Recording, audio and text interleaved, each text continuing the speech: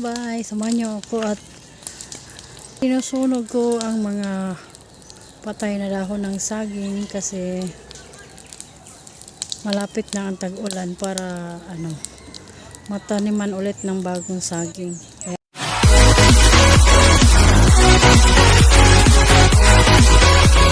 lalagyan ko to ng bako dito para hindi makaalis yung mga kambing at pato ko. Kasi yung ibang pato na mamatay, hinahabol ng mga aso.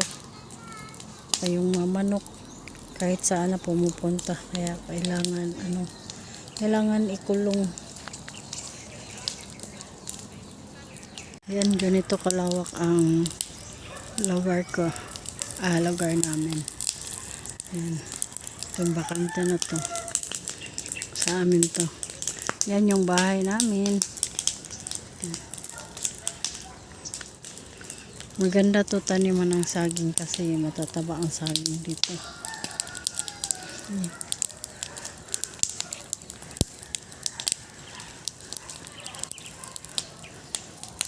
Kailangan mo ng patayin yung mga dating tanim para magsimula ulit. Tuyong-tuyo na yung mga dahon.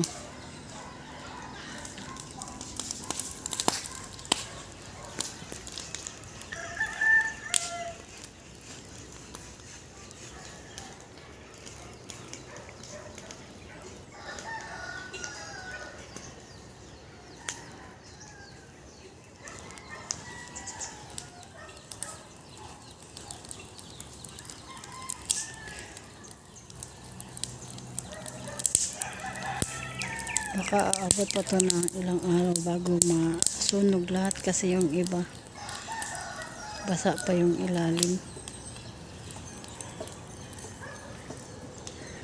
Ayan. So hanggang dito na lang. Abangan nyo sa susunod na vlog.